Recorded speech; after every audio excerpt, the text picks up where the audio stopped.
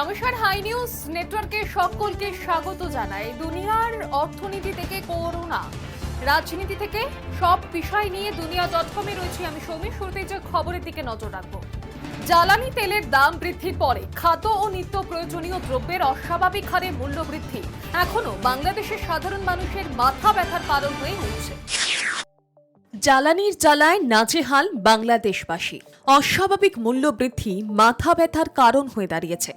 বাণিজ্য মন্ত্রী টিপু মুন্সি এই দাম বৃদ্ধির জন্য এক শ্রেণীর ব্যবসায়ীর অমানসিকতাকে দায়ী করলেও অর্থমন্ত্রী হাসান মাহমুদ মন্তব্য করছেন, যুদ্ধের কারণে বিশ্বের সব দেশেই জিনিসপত্রের দাম বেড়েছে, বাংলাদেশও তার ব্যতিক্রম নয়। তবে সরকারকে স্বস্তি দিয়ে আন্তর্জাতিক অর্থ ভাণ্ডারের এশিয়া ও প্রশান্ত মহাসাগরীয় অঞ্চলের দায়িত্বপ্রাপ্ত প্রধান রাহুল আনন্দ জানিয়েছেন, বাংলাদেশ মোটেও অর্থনৈতিক সংকটের মুখে দাঁড়িয়ে নেই। এই অঞ্চলের বহু দেশের চেয়ে তাদের আর্থিক পরিস্থিতি মজবুত। তবে নির্বাচনের আগে নিত্য প্রয়োজনীয় দ্রব্যের মাত্রা ছাড়া দাম বৃদ্ধি যে তাদের মুখ পোড়াচ্ছে, বিলক্ষণ বুঝছে শেখ হাসিনা সরকার। সাধারণ মানুষকে স্বস্তি দিতে তারা কিছু ব্যবস্থা নিয়েছে। বাংলাদেশে স্থায়ীভাবে সরকারি গণবণ্টন ব্যবস্থা না থাকলেও টিসিবির মাধ্যমে গরিব মানুষদের জন্য ভর্তুকিতে নিত্য প্রয়োজনীয় সামগ্রী বিক্রির ব্যবস্থা করছে সেখানকার সরকার। বিমানের চাকা কাবুলের আন্তর্জাতিক বিমানবন্দরের মাটি ছোঁয়ার পরে প্রথম যে দৃশ্যটা দেখা যায় সেটা হলো বাদামি স্কার্ফ আর কালো বোরখা পরা এক মহিলা বসে বিদেশি যাত্রীদের পাসপোর্টে স্ট্যাম্প মারছেন। তবে বিমানবন্দরের কাউন্টারে কোনো মহিলাকে কাজ করতে দেখা গোটা দেশের নারী স্বাধীনতার যে ছবিটা মনের মধ্যে গেঁথে যায় তার সঙ্গে বাস্তবের ফারাক অনেকটাই। অন্তত আফগানিস্তানের মতো দেশে তো বটেই। তালিবানি শাসনে আফগান নারীরা ভালো নেই একেবারে। নিজেদের মুখেই সে কথা গত এক বছরে বহুবার বলে ক্লান্ত তারা। ঠিক এক বছর আগে 2021-এর 15ই অগস্টে আশরাফ ঘানি দেশ ছেড়ে পালানোর পরে কাবুলের রাশ হাতে নিয়েছিল তালিবান, দ্বিতীয়বারের জন্যই। প্রায় 2 দশক পরে ফের ক্ষমতায় ফেরে তারা।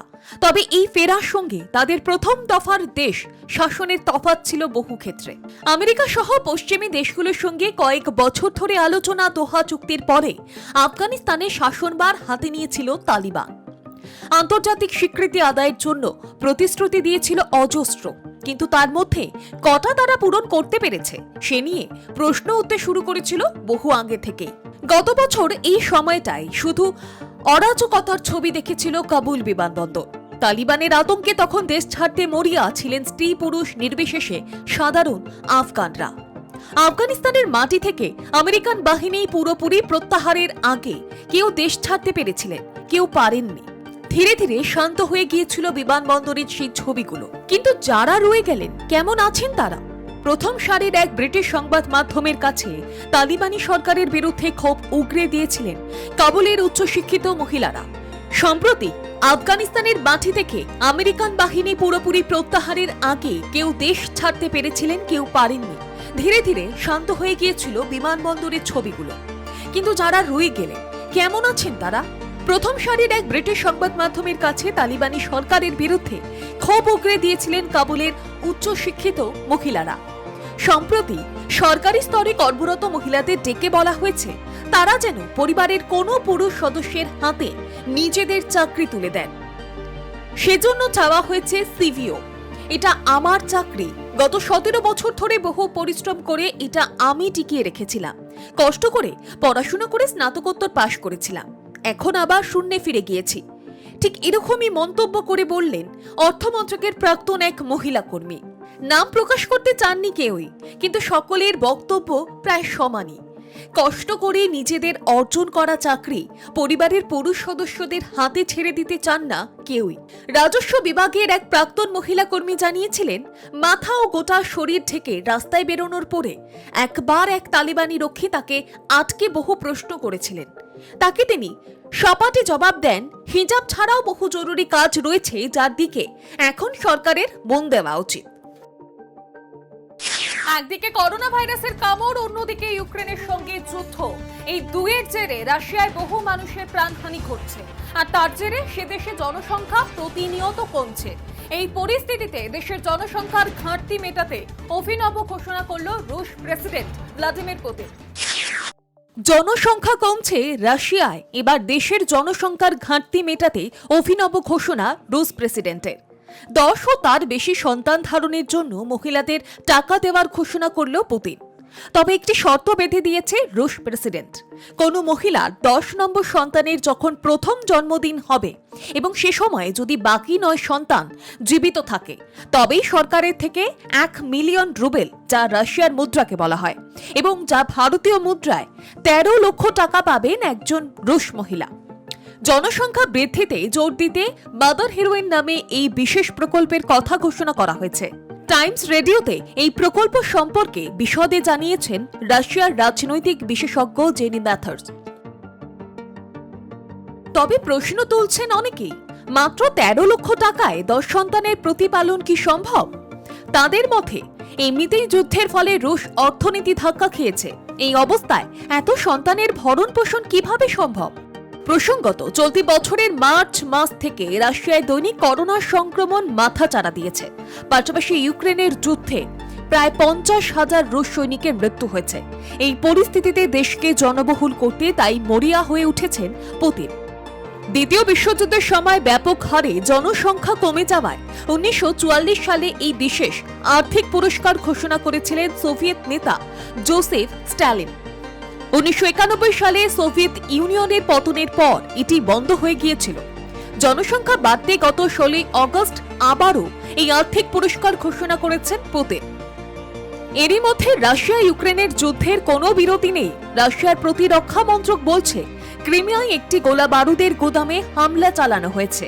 ক্রিমিয়ায় ডিজানকোই শহরের ওই গোদামে বিস্ফোরণের পর নিকটবর্তী বিভিন্ন অবকাঠামো ক্ষতি হয়েছে এবং প্রায় 2000 মানুষকে সেখান থেকে সরিয়ে নিয়ে যেতে হয়েছে, এমনটাই জানিয়েছেন রুশ সংবাদ মাধ্যম। মাত্র 1 সপ্তাহ আগে ক্রিমিয়ায় রাশিয়ার একটি বিমান ঘাঁটিতে হামলা হয়েছিল, যেটিকে ক্ষেপণাস্ত্র হামলা বলেই মনে করা হচ্ছে। অভিযোগের তীর ইউক্রেনের দিকে। তবে ইউক্রেনের সরকার এই দুটি হামলার কোনোটিরও দায়িত্ব এখনো পর্যন্ত স্বীকার করেনি। Hi news network. নাসার লুসি মিশনের উপেক্ষণের আগে অন্য যে কোনো মিশনের রেকর্ড ভাঙার পথে এগিয়েছিল সে। প্রাক্তন যে কোনো মিশনের তুলনায় বেশ গ্রহাণু পরিদর্শন করে রেকর্ড ভাঙার পথে এগিয়েছিল লুসি মিশন। বর্তমানে দীর্ঘকাল ধরে চলা এই পর্যবেক্ষণ অভিযানের একটি আশ্চর্য ফলাফল দেখা গিয়েছে। মনে করা হচ্ছে মিশনটির তালিকায় আরও একটি গ্রহাণু যোগ হতে পারে। 27 মার্চ লুসির বিজ্ঞানী দল আবিষ্কার করে যে মিশনের ট্রোজান গ্রহাণু লক্ষ্যগুলোর মধ্যে সবথেকে ছোট। পলিমেলের নিজস্ব একটি উপগ্রহ রয়েছে। সেই দিন পলিমেল একটি নক্ষত্রের সামনে দিয়ে যাবে বলেই মনে করা হয়েছিল। তারার ছায়ায় গ্রহাণুটি সংক্ষিপ্তভাবে ঢেকে যাওয়ার পরেই তারার ঝলক দেখার সুযোগ পায় সেই দলটি। পেশাদার এবং অপেশাদার জ্যোতির্বিজ্ঞানীদের 26টি দলকে সেই পথ জুড়ে ছড়িয়ে দেওয়া হয়। এরই মাধ্যমে লুসির দল পলিমেলের অবস্থান, আকার এবং আকৃতি অভূতপূর্ব নির্ভুলতার সঙ্গে পরিমাপ করার পরিকল্পনা করে। এই ধরনের অভিযানগুলো অতীতে ব্যাপকভাবে সফল হয়েছে এবং মিশনকে তার গ্রহাণু লক্ষ্যবস্তু থেকে মূল্যবান তথ্য প্রদান করেছে। কিন্তু এই দিনটির একটি বিশেষ তাৎপর্য থাকবে।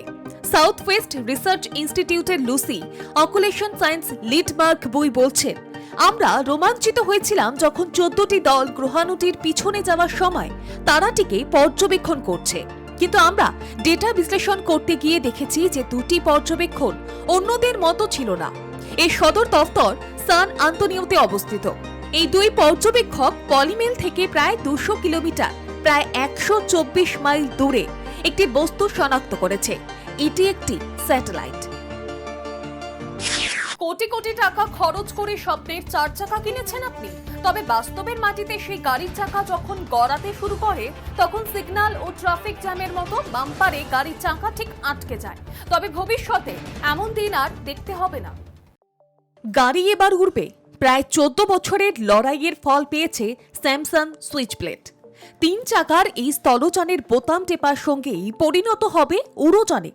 আকাশপথে ঘণ্টায় 200 মাইল বেগে ছুটতে পারবে এই যান। পরীক্ষামূলকভাবে অকুর গাড়ি চালানোর কথা ভাবছে নির্মাণকারী সংস্থা। সুইচ প্লেট নামটি এসেছে তার ছুরির মতো টানার জন্য।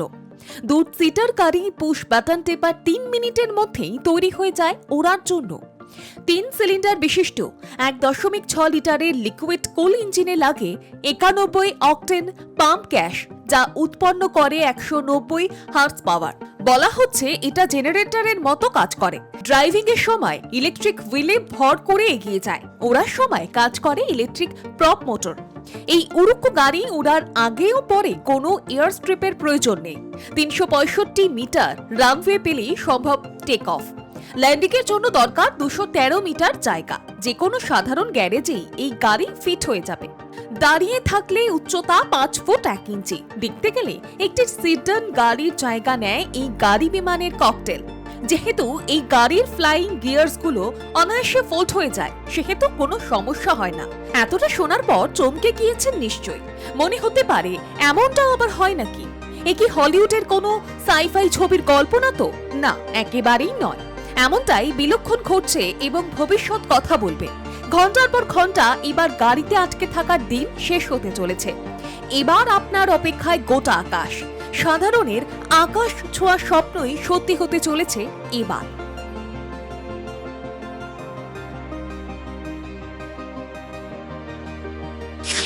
সারা দুনিয়ায় ঘটে যাওয়া খবরের ঝলকের দিকে এবার নজর রাখবো।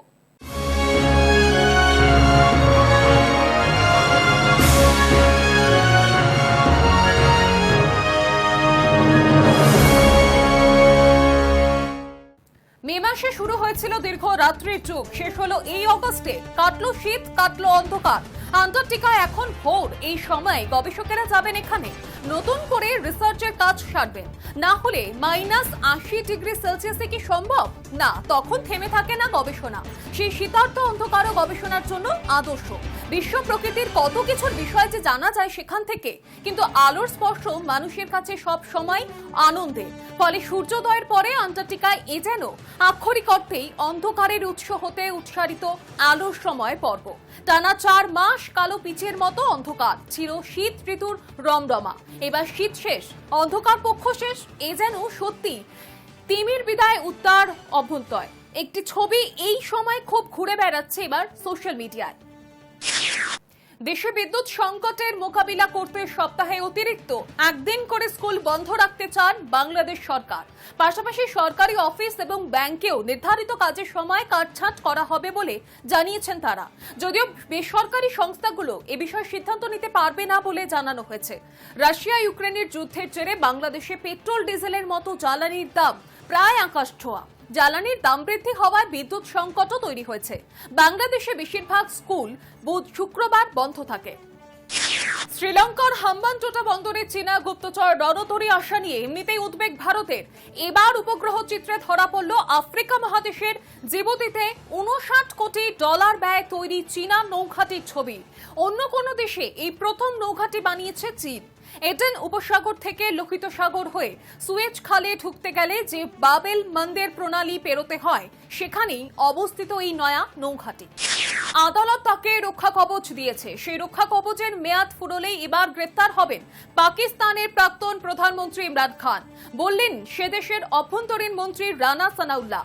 সন্ত্রাস দমন আইনে পাকিস্তান তেহরিক ইনসাফের চেয়ারম্যান ইমরানকে অভিযুক্ত করা হয়েছে। এই প্রেক্ষিতে সোমবার তিনি ইসলামাবাদ হাইকোর্টের থেকে গ্রেফতারি থেকে রক্ষা কবচ নেন। সেই রক্ষা কবচের মেয়াদ শেষ হচ্ছে 25 অগস্ট বৃহস্পতিবার।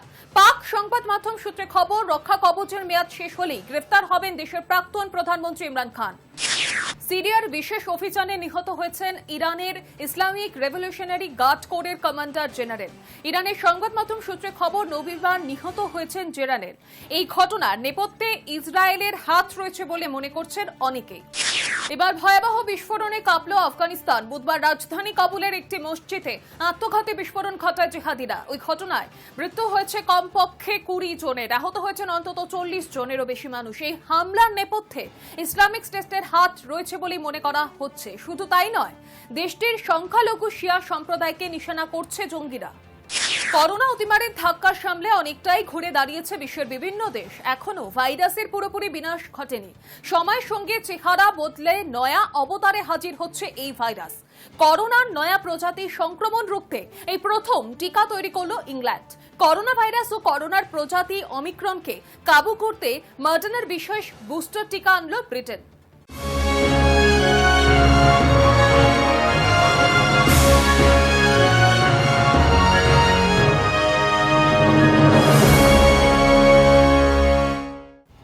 সারা বিশ্বের গুরুত্বপূর্ণ খবর নিয়ে দেখা হবে পরবর্তী পর্বে। ততক্ষণ নজর রাখুন শুধুমাত্র হাই নিউজে।